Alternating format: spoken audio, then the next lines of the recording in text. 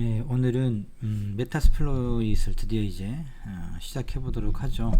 저번 시간에는 주로 이제 취약점 중에 가장 잘 알려져 있는 버퍼 오버플로우에 대해서 수업을 했었는데요.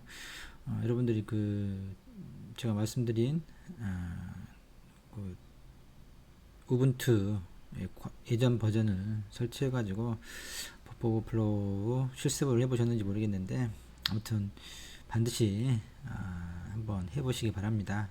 좀 감이, 물론 메타스플로이 자체를 다루면서 이제 그런 디테일한 내용까지는 우리가 다루지 않고 메타스플로이 자체를 이제 활용하는 방법을 위주로 이제 공부를 하게 되겠지만, 그 이면에, 아니 그 뒤에 있는 그런 실제 중요한 그런 버퍼 오버플로우나 또 레이스 컨디션이랄지 뭐 포맷 스트링 뭐 이런 것들이 그런 것들을 반드시 여러분들이 개발적으로 좀 공부를 하거나 또 다른 시간에 기회에 이제 그런 것들을 좀 잘 숙지하고 있어야 공격 메타스플로이를 사용하는 데 있어서도 깊이 있게 이제 여러분들이 활용할 수 있습니다.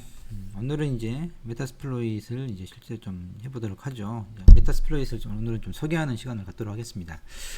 첫 번째 이제 메타스플로잇의 기초인데, 메타스플로잇이라고 하는 게 이제 운영체, 특히 윈도우 2000 서버에 있었던 여러 가지 버퍼 오버플로우 같은 취약점을 점검하기 위해서 이제 무어라고 하는 사람이 2003년에 이제 만든 거죠. 정확히 말하면 최초의 이제 메타스플로잇을 개발하게 된 동기는 당시에는 이제 이런 게 보안 문제들이 이렇게 크지 않았었기 때문에 이슈화되지 좀 전이었죠. 아주 오늘날 같지는 않았다는 거죠. 근데 이제 암암리에 이제 그런 것들이 실제로 이제 사용될 수 있었으니까, 그래서 이제 그런 부분을 좀 자동화해서 윈도우 2000에 들어있던 여러 가지 이제 그때는 이제 그런 부분을 고려하지 않고 코딩을 하게 되니까 버퍼 오버플로우가 이제 상당히 이제 많이 있었던 거죠. 운영시제 시스템 프로그램 안에가. 그래서 이제 그런 것들을 좀 자동적으로 점검해보자라고 하는 취약점 테스트 목적으로 무어가 이제 만든 거죠. 당시에는 이제 펄 언어를 사용해서, 펄도 이제 스크립트 언어죠. 한때 이제 펄이 상당히 이게 스트링을 잘 다룰 수 있어서 많이 사용되는데, 요즘은 약간 수그러드는 경향이죠. 펄 언어를 사용하는 게. 옛날에 바이오 인포메틱스 뭐 이쪽에서 이제 펄을 좀 많이 사용했었는데, 아무튼 오늘날은 좀 많이 좀 뒤쳐져 있습니다. 사용하는 게. 그 다음에 이제 그런 것들이 보니까 상당히 좀 많아서 이제 생각보다 취약점들을 좀 체계적으로 해봐야 되겠다 그래가지고 무어가 2007년에 이제 루비로 언어를 이제 바꾼 거죠. 그래서 루비도 마찬가지로 이제 스크립트 언어이긴 한데, 루비도 오늘날도 이제 좀 자주 쓰이는 언어이긴 하죠. 그래서 이걸로 이제 전체적으로 제작성을 하고, 그래서 좀 더 체계적으로 이제 그 메타스플로잇을 확대해 나갈 수 있는 발판을 마련한 거죠. 2009년에 라피드 7이라고 하는 이제 그 팀 테스트로 유명한 회사죠. 여기에서 이 메타스플로잇을 이제 인수합니다. 돈을 들여서.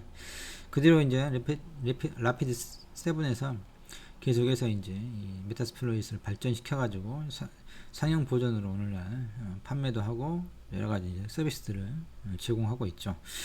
메타스플로잇의 종류를 보면 이제 예전에는 이렇게 네 가지로 구분해 있었어요.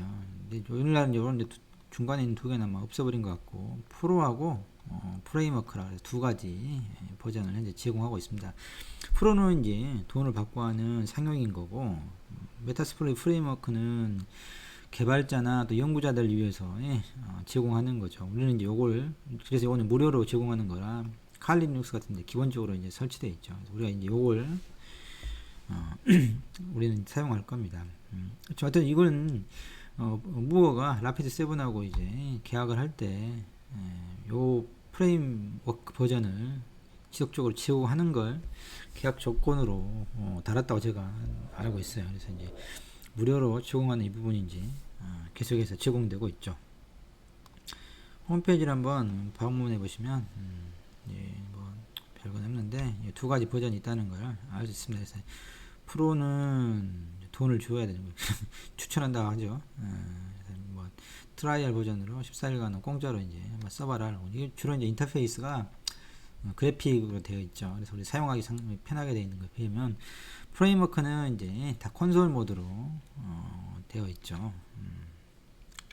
그래서 이제 보면 차이도 있어서 보면 아무래도 이제 상용 버전인 프로는 기능들이 여러 가지 제공되고 있는 거에 비하면 프레임워크는 이렇게 두 가지만 제공되고 있다는 게 이제 차이인 거죠.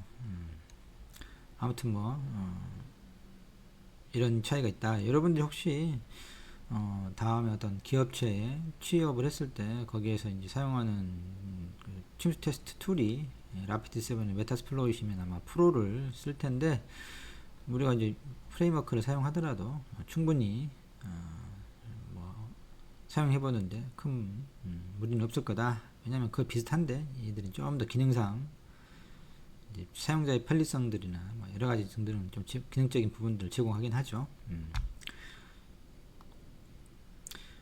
그렇고 이제 실제로 여러분 이제 우리가 이제 칼리를 사용해 보면 안에 이제 여기 쉐어 폴더에 메타스플로이 프레임워크의 모듈들이 있어요.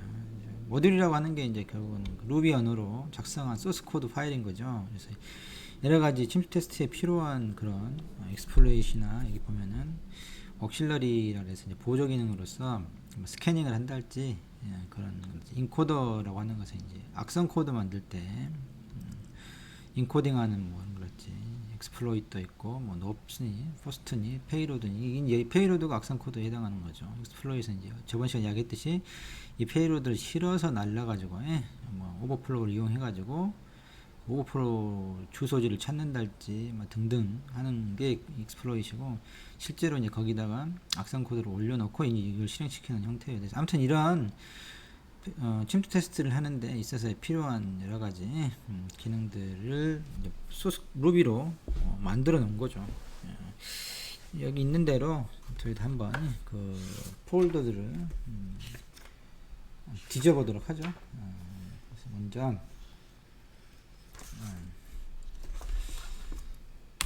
칼리를 일단 실행시켜 보도록 합시다.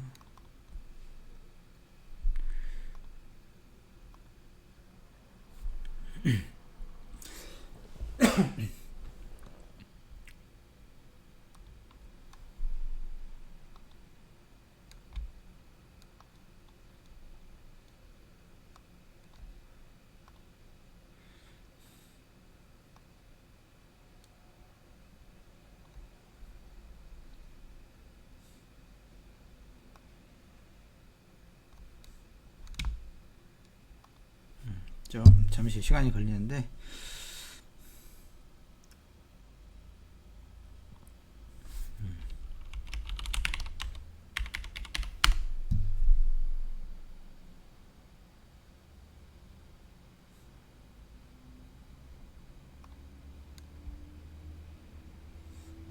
이게 약간 좀 불안한 게 어쩔 땐 이게 좀 화면이 윈도우에 꽉 차기도 하고 어쩔 때는 안 되기도 하고 약간 좀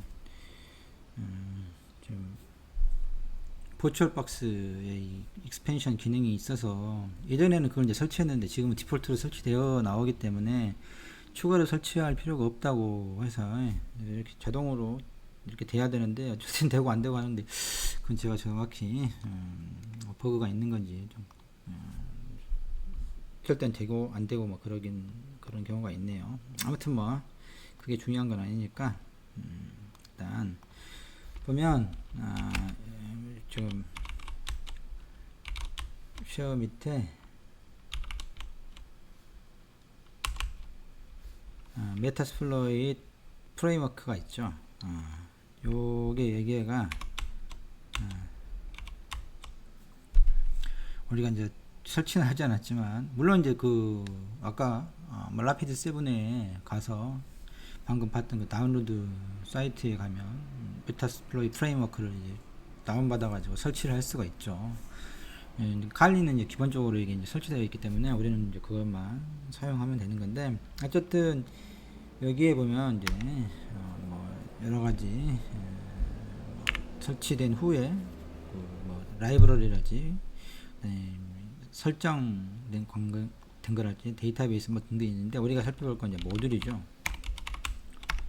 모듈에 보면 옥실러리, 인코더스, 이베이전이라고 하는 책에는 없는 게 있는데 이제 그 메타스플로잇이 책에 있는 건 좀 오래된 거라 버전이 좀 낮고 최근 버전에는 이제 6가지 이외에 이베이전이라고 하는 분이 이제 추가된 거죠. 책하고 약간 다르긴 한데 뭐 오히려 더 추가된 거니까. 책에서는 이제 물론 이건 사용하지 않습니다만 뭐 이런 게 있다 하시면 되겠고, 그 다음에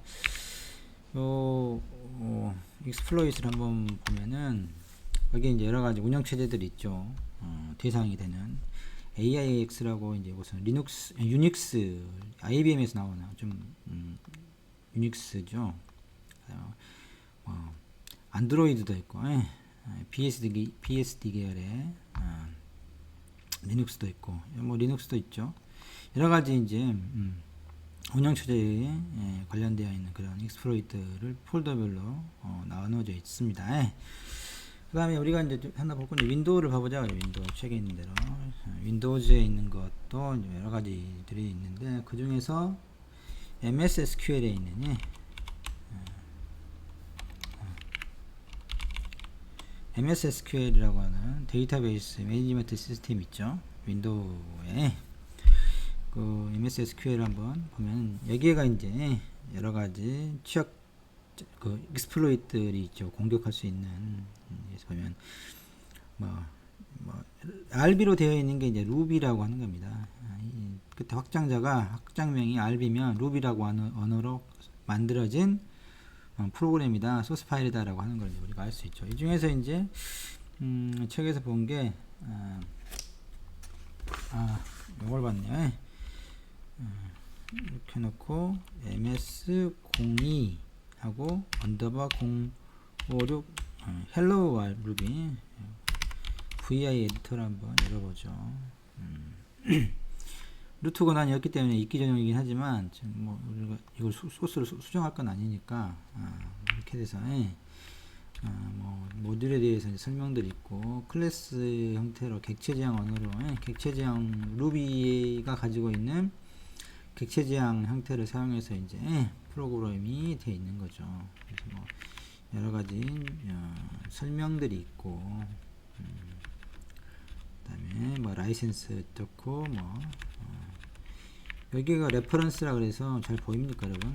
CV 아까 봤던 MS 이게 이제 그 특정 취약점에 대한 아이디 취약점에 대한 아이디 뭐 CV가 이제 국제 표준으로 사용되는 건데 예를 들면 CV라고 하는 것을 가지고 하면 2002년에 1123번째로 발견된 취약점이다 이런 의미입니다. 그래서 코드를 지금 보면 네 가지가 있죠. OSVDB라고 하는 걸도 있고 오픈 소스 진영에서 이제 이걸 이제 아이디를 준 거죠. MS를 하게 되면 이제 MS02056 그래서 MS의 2002년도에 56번째로 발견된 거다. 뭐 이런 식의 이가 있고요. 쭉 보면 밑에 이제 요게 페이로드입니다. 페이로드. 저번에 봤듯이 뭐 이런 식으로 이제 되어 있죠.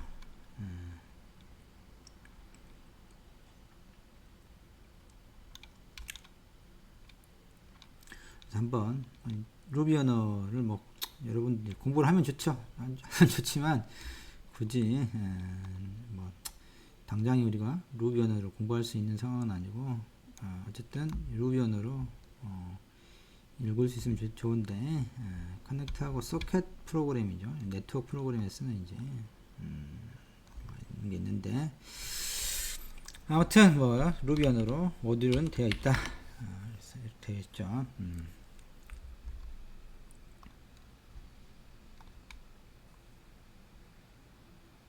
그래서 이제 이런 루비 언어로 되어 있는 모듈들 이제 메타스플로이 프레임워크에서 불러다가 이제 사용하는 겁니다. 그 모듈을 인터랙티브하게 나중에 이제 보면 알겠지만 그리고 이제 그 이제 라피드 7에서는 메타스플로잇을 제공하고 이제 판매하고 있기 때문에 그 홈페이지에 가면 데이터베이스가 있어요. 여기 보면 이제 데이터베이스에 가보면 Vulnerability and Exploit 데이터베이스라고 취약점이나 또 취약점을 이용하는 거. exploit은 여기서는 이제 구체적인 모듈을 이야기하는데 그거에 대한 데이터베이스가 이렇게 있습니다. 그래서 예를 들면 방금 했던 게 마이크로소프트 SQL 서버 헬로 오버플로우라고 하는 거죠. 그래서 요걸 여러분들이 데이터베이스에서 찾아보면 한번 들어가 보죠.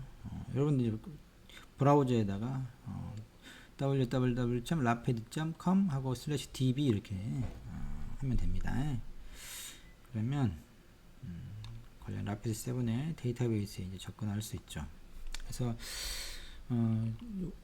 이제 그 해당하는 취약점을 이제 라피드 7을 제공하는 걸 이제 알아볼 수 있는 거죠. MS의 SQL 2000 아니 왜 이렇게 마이크로소프트 SQL 서버 헬로 아까 요거였죠. 헬로 오버플로우 보면 이제 양식은 세 가지가 있어요. 타입과 모듈과 vulnerability 이렇게 있는데 타입하면 두 가지가 다 이제 나오는 거예요. 모듈만 따로 이건 모듈은 라피드 7 그 MSF 모듈을 이야기하는 거고 vulnerability는 취약점이라 해서 이제 설명을 좀 해놓은 거예요. 두 개를 다 이제 타입을 하면 두 개가 다 나오니까 이런 지워져 버렸네. 요걸 이렇게 클릭하면 두 가지 나오죠. 하나는 취약점, 하나는 모듈이야. 이 모듈은 말 그대로 아까 루비 파일 이야기하는 거예요. 그 vulnerability는 취약점이라는 이야기로 이거는 이제 설명을 해놓는 거죠. 그래서 여러 가지 정보들이 있죠. 심각성이 8 뭐 이렇게 좀 높은 편이고 2002년에 뭐 된 거죠. CVSS 스코어라고 해서 점수입니다. 점수. 이 취약점에 이렇게 시버리티 그래가지고 심각성을 점수화해 놓은 거죠. 그래서 뭐 이제 디스크립션하고 설명이 좀 있어요. SQL 마이크로소프트 SQL 서버 2000에는 버퍼 오버플로우 해당하는 게 있다라고 하는 거죠. 리모트 시스템의 프리빌리지를 이제 획득할 수 있는 취약점인데 단순히 헬로우 패키지라고 하는 심플 패킷만 보내도 이제 그 리모트 시스템의 시스템 프리빌리지를 얻을 수 있다라고 하는 거죠. 근데 거기에는 이런 valid credentials 비밀번호에 그런 게 필요 없다. not needed죠. 쉽게 말하면 비밀번호를 보낼 그 인증 절차 없이 헬로우 패킷만 보내더라도 그쪽에 권한을 이제 얻을 수 있다라고 하는 그런 종류의 버퍼 오버플로우가 마이크로소프트 SQL 서버 2000에는 존재한다라고 하는 거죠. 솔루션도 있죠. 그래서 패치를 하면 된다. 마이크로소프트의 패치, 요거 이제 패치 아이디인가 보죠. 요 패치를 하게 되면 문제가 해결된다라고 하는 거죠. 이제 그 뭐 관계된 여기 이제 여러 가지 아이디들이 아까 CV2002 동일한데 MS02056이죠. 아까 침에 근데 그 MS SQL 서버 헬로 버퍼 오버플로우라고 하는 아이디가 MS02056 아까 이야기했었죠. 2002년에 마이크로소프트사의 제품 중에 56번째로 발견된 거다라고 했는데 CV2로는 이렇게 이제 아이디가 된다. 한번 놀러 켜볼까요? 보면은 뭐 CV 관련돼서 하는 이런 사이트도 제공되고 있습니다. 그래서 여러분들이 이런 클릭하면서 물론 영어로 해서 좀 이제 하지만 그러니까 영어 공부를 좀 해야 될 필요는 있죠. 이런 식으로 라피드 7이 제공하는 데이터베이스를 여기서 하나만 더 보죠.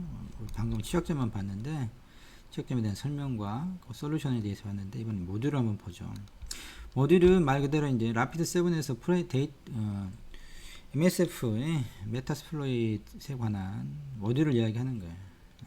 사용 방법을 이야기하는 거죠. 보면 이제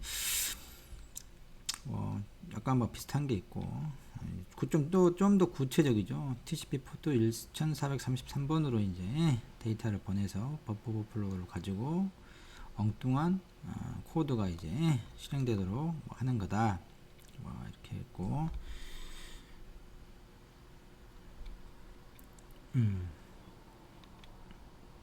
소스 코드도 있어요. 여기가 이제 아까 우리 봤었죠. 책에서 아까 그 모듈 루비로 된 모듈 있잖아요. 그것도 이렇게 소스 코드를 볼 수 있고, 이제 이 모듈을 다운받아서 실행하면 되겠죠. 사용 방법도 있어요. 이렇게 좀 나중에 이제 우리가 사용해 보겠지만, MSF라고 하는 콘솔을 이용해서 이제 방금 했던 MSF MS0205 hello.jv 아니 rb 루비 파일인데, r 뒤에 있는 그 확장명을 빼고 그 모듈을 이제 사용하겠다라고 하는 거예요. 그래가지고 그게 인터랙티브하게 타겟을 설정하고 여러 가지 이제 뭐 해서 페이로드를 실행시키고 하게 되면 이제 그 시스템의 쉘을 얻어서 이제 실제로 이제 그쪽 컴퓨터에 연결된 상태에서 추가적인 이제 공격들을 할 수 있는 상황을 만들 수 있죠. 그래서 이제 그 모듈을 테스트할 때 여기 라피드 7에 있는 모듈을 사용할 수 있고, 또 사용하는 방법에 대해서 약간 설명이 이제 있는 거죠. 이런 식으로 라피드 7에 있는 데이터베이스를 사용하면은 여러분들이 책에서 배운 거 이외에 여러 가지 최근 것들도 이제 개인적으로 해볼 수 있다. 그 다음에 또 중요한 사이트 중에 하나가 이제 CV Details라고 하는 사이트예요. 여기 보면 이제 여기 보면 이제 여러 가지, 아까 CVSS라고 하는 점수가 있다 그랬잖아요. 어제 제가 알기로 지금 현재 CVSS 버전 3까지 이제 있는 걸로 내가 알고 있는데, 거기에 따라서 이제 아주 낮은 등급의 취약점부터 아주 높은 등급의 취약점이 있죠. 요건 여러 가지 이제 경우를 고려해서 이제 점수가 매겨지는 건데, 한번 홈페이지 들어가 볼까요? 이건 이제 앞에 지금 이 부분은 현재 보니까 좀 CV 디테일스에서 보유하고 있는 그런 취약점들에 대해서 CSV 스코어가 평균으로는 6.6이다 라고 하는 거고, 12만 개, 약 12만 12만 개의 그 취약점들을 이렇게 CVSS 점수를 매겨봤더니 분포가 이렇더라 라고 하는 거죠. 그래서 평균 6.6이더라 하는 거고, 여기 이제 cvsdetails.com에 들어가 보면 여기에다가 까침에 cv를 써보면 cv 아까 2002 1123이었죠. 그러면 이제 거기에 메타스플로이 모듈도 하나 있다라고 하면 설명도 해주죠.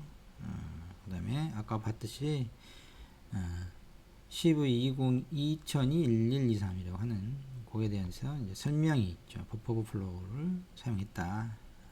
마이크로소프트 SQL 2000이나 데스크탑 엔진의 2000에서는 이런 원격 공격이 어떤 특정한 아비트리 코드라는 아무튼 아무나 만든 임의의 코드를 실행시킬 수 있다는 원격으로 TCP 포트 143번을 통해 가지고 단지 헬로 패킷이라고 하는 걸 이용해서 할 수 있다라고 하는 거죠. 그래서 CVSS 스코어가 이건 7.5 정도 되죠. 평균에 비하면 좀 높은 거죠. 그 다음에 CIA라고 해서 우리가 기밀성, 무결성, 가용성이라고 하는 3대 보안 요소가 있죠. 그에 관해서 부분적으로 문제가 있는 것을 알 수 있죠. 그 다음에 뭐 여러 가지 이제 있고, 그 다음에 해상 이 공격에 영향을 받는 제품군들이 있죠. 제품군들이 소개되어 있고, 그 다음에 뭐 레퍼런스를 사용하면은 여기에도 여러 가지 이제 이 공격에 대해서 설명들이 있습니다. 그래서 그 사이트에 해당 사이트에 가서 자세하게 이제 읽어볼 수 있는 거죠. 그 다음에 뭐 메타스플로이트에 모듈도 있다. 여기까지 설명해주고 있죠. 뭐 이런 것들을 여러분들이 부수적으로 사용하고 사용 방법들을 익히게 되면 취약점 을 테스트하고, 거기에 강도가 어느 정도인지 뭐 이런 걸 통해서 너무 많다 그러면 우선순위를 둬가지고 아무래도 이 점수가 CVSS 스코어가 높은 애들부터 차례로 이제 전체 시스템에서 취약점들 제거해 나가면 되겠죠. 패치를 한달지 뭐 등등 솔루션들을 뭐 먼저 메타스플레이트를 이용해서 취약점 점검들을 높은 순으로 쭉 어떤 게 있는지 모르니까 쭉 해보고 거기에 대해서 발견이 되면 거기에 대해서 패치를 한달지 뭐 등등 여러 가지 조치를 취하는지 그런 식으로 하면 되겠죠. 뭐 CVSS 스코어를 잠시만 뭐 중요한 건 아닌데 사실 중요한데 여러분한테 이것까지 이제 저도 디테일한 건 잘 모르지만 한번 보도록 하죠. 위키피디아에 보면 설명이 있어요.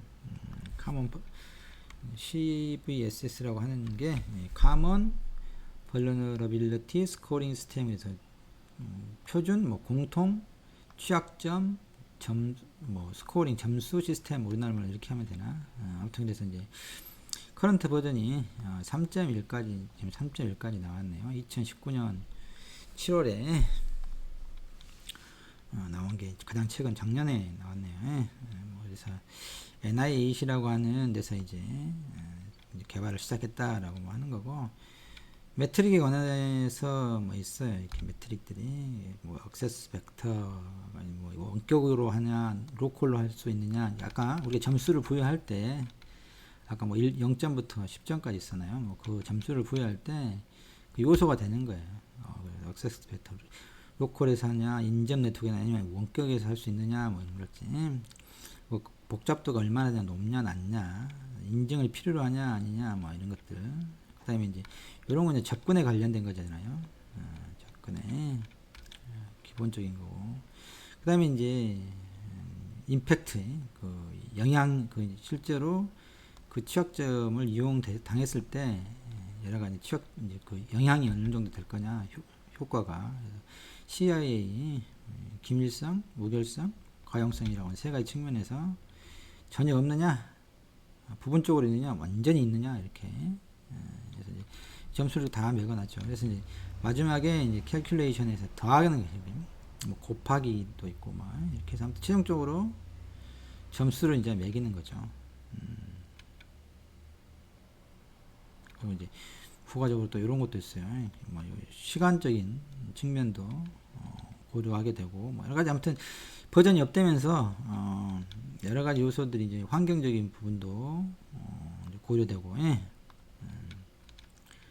그래서 버전이 업되면서 계속해서 이런 매트릭들의 보완되면서 이제 점수가 좀 더 객관화되고 현실을 좀 반영하는 그런 게 되겠죠.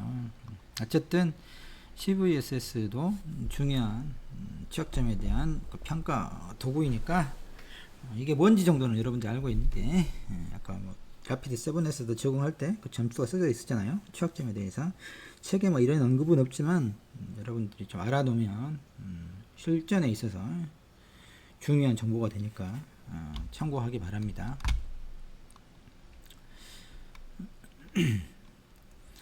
그리고 이제 그 메타스플로잇은 크게 이제 두 가지 작업 방식이 있어요. 하나는 인터페이스에 따라서 뭐 분류하는데, 하나는 MSF 콘솔 방식이 있고 하나는 MSF 베놈 방식이 있어요. MSF 콘솔은 취약점을 기준으로 해가지고 인터랙티브하게 침투 작업을 하는 거고, MSF 베놈은 악성 코드를 만들어요. 악성 코드를. 그래서 악성 코드를 뭐 메일을 통하든 어떤 사회공학적 방법을 통해서는 어쨌든 상대편 시스템에 악성 코드가 심어지도록 하는 게 주요 관점이고, MSF 콘솔 방식은 주로 네트워크를 통해서 네트워크의 프로토콜에 있는 어떤 허점들을 이용해 가지고 네트워크상에서 이제 바로 다이렉트로 연결해 가지고 할 수 있는 거죠. 물론 이제 MSF 콘솔은 그래서 이제 그 망 분리되어 있는 곳이 외부하고 망이 분리되어 있으면 이런 방법은 쓸 수가 없죠. MSF 콘솔 방식. 그런 경우는 이제 뭐 USB에다가 악성 코드를 해가지고 그 그 시스템에 접근할 수 있는 사람이 그 USB를 자기 컴퓨터에 꽂는 방법을, 아무튼 그건 사회공학적 방법을 통해서 할 수밖에 없는데, 아무튼 이런 두 가지 큰 MSF 작업 방식이 제공되고 있다. 앞부분에서 이제 우리는 먼저 MSF 콘솔 방식을 공부해 보도록 하고, 뒤쪽에서 이제 MSF 배너 방식을 공부해 보도록 하겠습니다. 먼저 이제 MSF 콘솔, MSF 메타스플로잇을 사용하기 전에 그 데이터베이스하고 연동할 필요가 있어요. 왜냐 그러면 이제 취약점 테스트를 했을 때 그 이제 내가 어디를 방문했는지, 어떤 취약점이 있었는지, 또 그때 거기에서 얻은 비밀번호를 크랙했다 그러면 그 비밀번호를 저장해 놓고 이런 것들이 이제 필요하잖아요. 그렇지 않으면 일일이 이제 자기가 그 침 테스트 했던 것들을 다 손으로 이제 타이핑을 해서 따로 이제 기록을 남겨놔야 되는데, 그럴 필요 없이 메타스플레이에서는 데이터베이스하고 연동해서 그런 것들이 자동으로 저장되도록 하는 방법을 씁니다. 그래서 사용하는 데이터베이스는 포스트그레스QL이라고 하는 방법입니다. 옛날에 MySQL을 썼다고 하는데 최근에는 포스트그레스QL이라고 하는 이 SQL을 씁니다. 데이터베이스를. 포스트그레스QL 요즘 좀 빅데이터 관련해서도 사용되는, 좀 많이 좀 발전했다고 제가 들었는데, 아무튼 뭐 요걸 이제 사용해야 돼서 먼저 이제 먼저 포스트그레스QL을 시작해 놓고 MSF 콘솔을 실행시키죠. 근데 초기에 한번 MSF DB init이라고 해가지고 요 최초에 한 번만 이건 하면 되는데, 그 MSF 메타스플로이를 사용하려고 할 때 최초로 이제 설치한 후에 요 포스트그레스QL하고 연동을 시키려고 그러면 이게 MSF DB init이라고 하는 한 번 딱 해주면 돼요. 그 뒤부터는 사용할 필요가 없는데, 어쨌든 요걸 해줘야 되는데, 근데 이제 서비스 포스트그레스QL 스타트를 하게 되면은 매번 해줘야 되는데, 실행할 때 그 칼리 리눅스가 실행시켰을 때 바로 포스트그레스QL이라고 하는 서비스가 실행되도록 해주려면 이제 시스템 컨트롤을 이용해 가지고 포스트그레스QL 서비스가 자동으로 실행되도록 시작 프로그램처럼 해놓고, 뭐 요걸 스타트 하든지 뭐 요걸 하든지 이제 그건 뭐 상관없지만 해놓고, 그 다음에 MSF DB init에서 한번 초기화하는 거죠. 데이터베이스를 연동시키는 겁니다. 그 다음에 이제 MSF 콘솔 이렇게 하면 이제 실제로 이제 MSF 콘솔을 사용하는 거예요. 그래서 여기 MSF 콘솔에 프롬프트가 뜨죠. 여기서부터 이제 뭔가 하는 게 되니까 이 상황까지 이제 한번 만들어 보도록 합시다.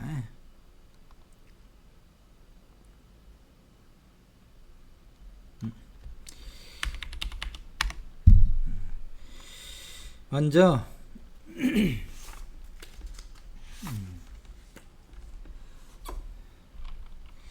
sudo 이거에 관리자 권한을 해야 되니까 시스템 컨트롤 하고, 다시 한번 보여드릴까요? 지금 뭘 하냐 그러면 요걸 하자는 거고요. 윗부분에 지금이 요거에 요걸 해보자.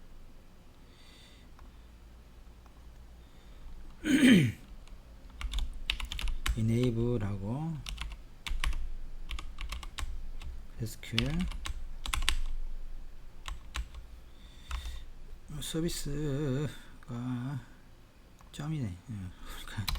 헷갈리네. 서비스하고 이렇게 하면은 아무걸 집어넣으면 이렇게 되죠. 그 다음에 마찬가지로 뭐 그냥 아니다, 여기다가 이제 그 다음에 요걸 요 부분은 생략해도 돼요. 해놓고 요걸 그냥 서비스 포스트 해도 되고 요걸 해도 되고 어떤 식으로 실행하든 상관없어요. 그래서 좀 다 보면 지금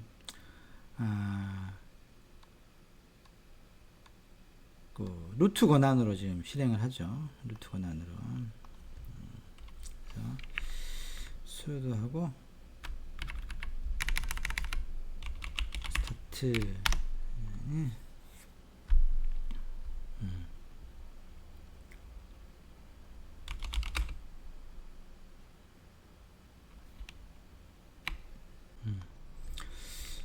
이제 스타트 시켜놨으니까. 근데 자꾸 수두를 하는 게 좀 귀찮긴 하죠. 아예 그냥 저번에 이게 제가 설명드린 대로 루트 패스워드를 지정해 놨으면 이렇게 해가지고 아예 루트 권한으로 루트 계정으로 실행시키는 것도 방법입니다. 그래서 스테이터스 상태를 보면 액티브 상태인 건지 알 수 있죠. 그렇게 하고 이제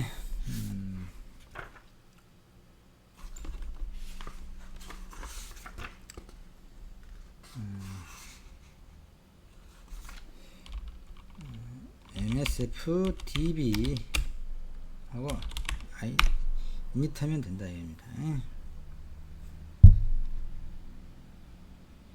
그런가?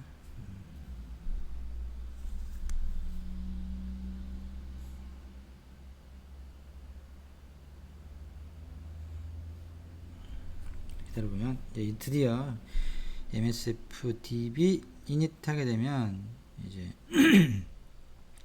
데이터베이스 포스트그레스QL에가 데이터베이스가 이제 MSF 뭐 MSF 테스트 이런 게 만들어지고 그게 대한 컨피그레이션 파일도 이제 생성이 됐죠. 그래서 데이터베이스가 드디어 이제 생성이 된 겁니다. 그렇게 한 다음에 이제 MSF 콘솔이라고 이제 치면 이때부터 이제 실제로 이제 MSF를 여러분들이 사용할 수 있는 상황이 된 거죠. 모듈을 로드 해야 되기 때문에 약간 시간이 이제 걸리긴 합니다만 보면 배너 창이 뜨죠. 이거 보면 이제 할 때마다 좀 달라지는데 보면 여기 볼 건 요겁니다. 현재 지금 우리가 MSF 메타스플로잇에서 지금 버전이 5점대인 걸 알 수 있죠. 디벨로프먼트 버전이고 5점대. 지금 책에 있는 것은 4점대죠. 책이 안 보이네. 책가는 데는 아무튼 버전이 상당히 그들은 업그레이드해서 보면은 뭐 익스플로잇은 2045개이고 옥실러리는 1106개, 포스트는 344개, 페이로드는 560 등등 여러가지 이제 개수가 자꾸 버전 업될 때마다 이제 추가됩니다. 책에는 몇 개 돼있니? 책에는 얼른 버전이 4.17이네요. 책에는 그때는 익스플로잇이 1809개였는데 지금 2000개 넘으니까 200개 그때 이후로 추가됐다는 걸 이제 우리가 알 수 있죠. 그리고 뭐 기타 DB 스테이터스라고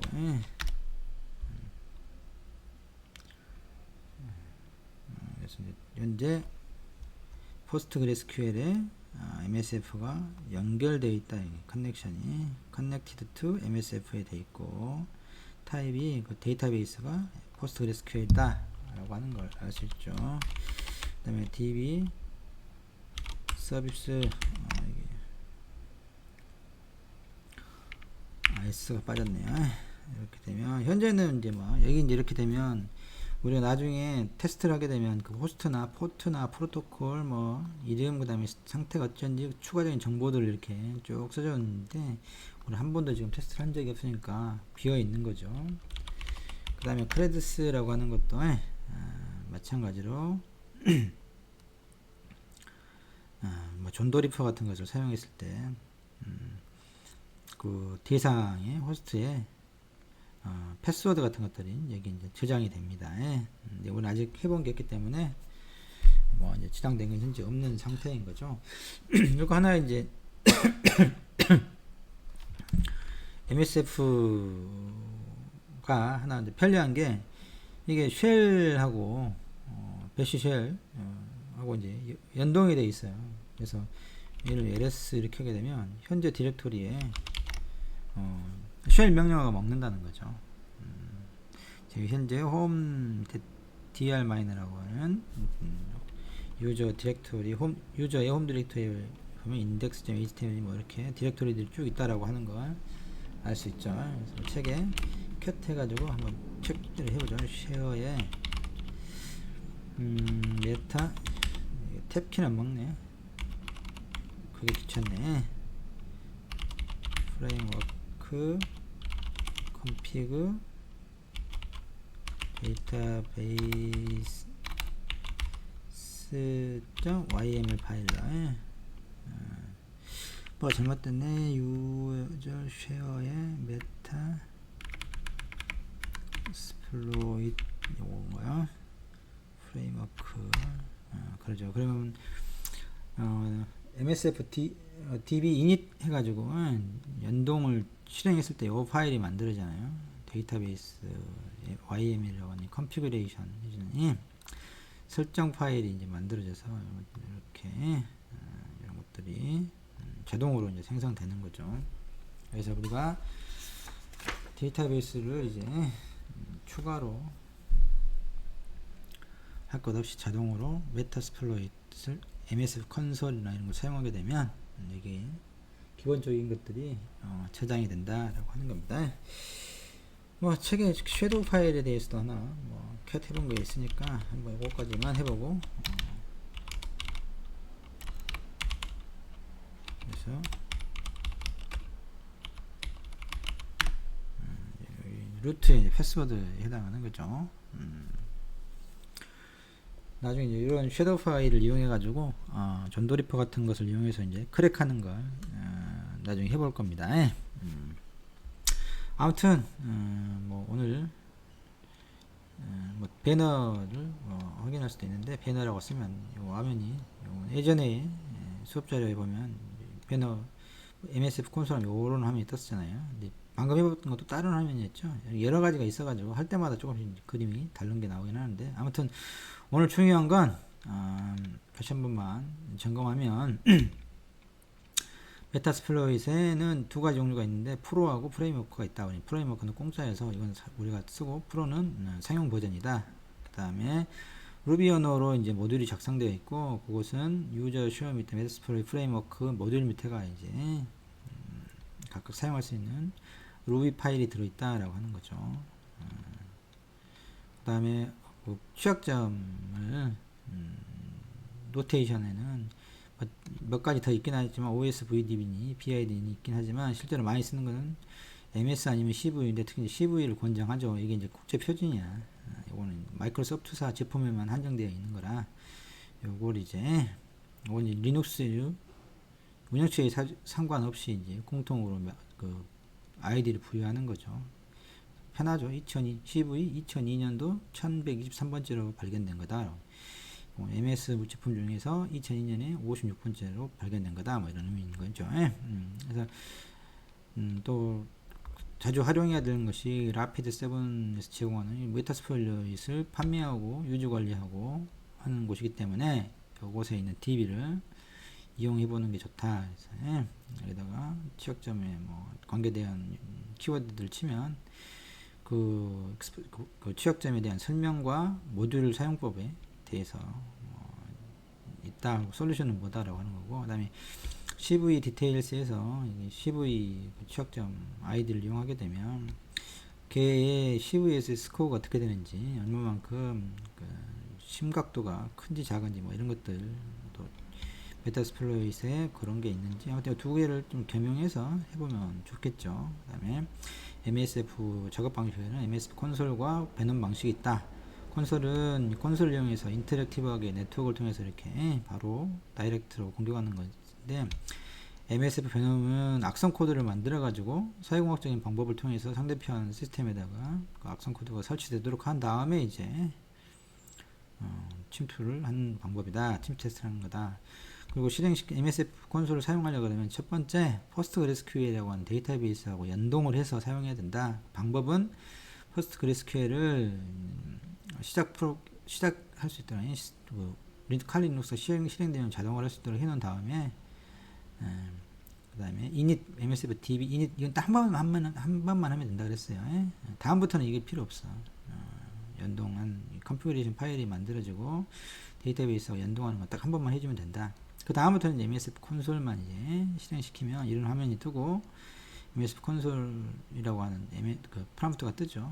거기에서 이제 사용하면 되는데 데이터베이스 지금 좀 사용하는 방법들이 있잖아요. 상태를 본다거나 서비스에 지금까지 자기가 침투했던 것들, 그 다음에 또 거기서 그 얻었던 뭐 비밀번호 같은 것들, 이런 것들을 확인할 수 있는 방법이고, 또 뭐 하나 MSF 콘솔 환경이 그 리눅스 베이시쉘 환경하고 상호 연동돼 있어서 따로 콘솔 창을 떼어가지고 명령어를 실행해 볼 게 아니라 아예 MSF 콘솔 창에서 그냥 베이시쉘에 있는 커맨드를 사용할 수 있다 이 정도였습니다. 다음 시간에는 실제로 이제 타겟이 되는 운영체제를 버추얼 박스에다가 올려서 실제 이제 공격하는 것들을 다음 시간부터는 해보도록 하죠. 오늘 여기까지고 수고하셨습니다.